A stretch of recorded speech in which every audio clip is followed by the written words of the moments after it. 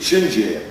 When you form the chin jab, you want to bend the hand back, you want to claw the fingers as if you were holding a shot put, and what you're going to do is you're going to strike in an upward direction using this area, the heel of the hand, and coming under the chin.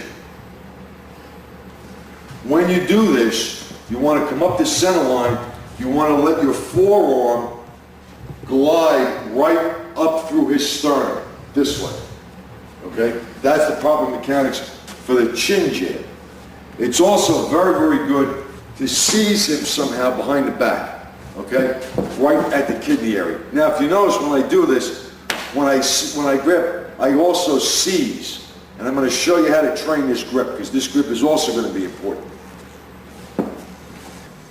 Now, how would you use this? Well, let's say a sudden charge with an overhand grab. Come in hard. This way, okay?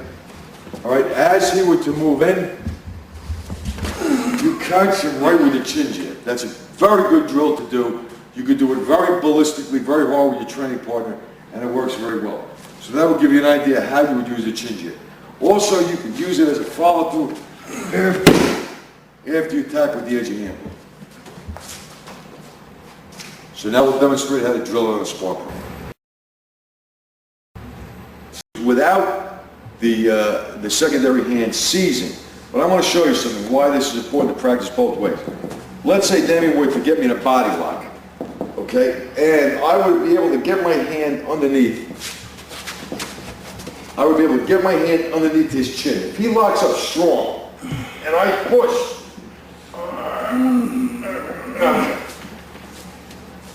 I can push pretty hard. It's not having much of an effect on Damien. But I want you to watch something. Same situation. If I take my off hand and seize his back, at the same time I push, it sets up a different mechanical advantage. When I go to push the chin jab and Damien is able to kick his hips out even a couple inches backwards, he can resist the chin jab. As soon as I push this in, it sets up a whole different scenario. So that's why it's important to get that strong lock. Now, one other thing. Damien, just pick your t-shirt up just a little.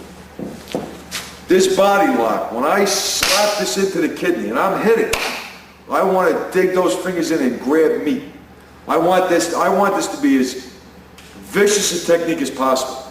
If he's got clothing on, I just don't want to press this here. I want to hit this in and grab, seize that. So I have control here as I go in and gouge my fingers and do the chin jab. So that's also very important. The other thing is very simple. If I strike with my right side of my body, I want this to line up in his center line, this way. So that shoots with all the power going up and in.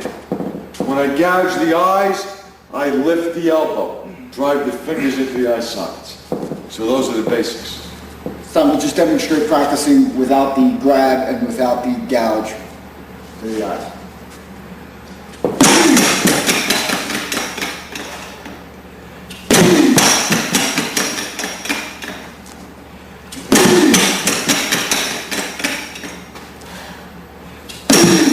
I'm striking, I lift this up. Now, instead of just using the hand to push, I take this forearm, I drop it straight on his sternum,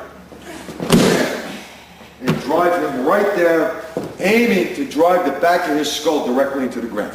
So, you have two ways of doing it. You have the chin jab that's going to gouge into the eyes to bring the man down, and then you have the chin jab that's going to hit, and it's going to pop into the sternum and drive him straight down. So you have those two methods.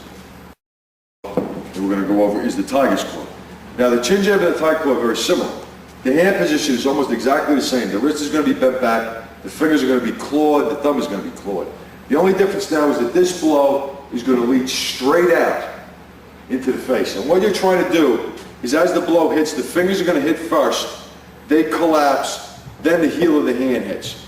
So the fingers are going to gouge into the eyes. As the power comes in, the hand collapses into the chin and then pushes the entire head back. That's the tiger's claw. And if you notice, it's thrown very similar to a punch.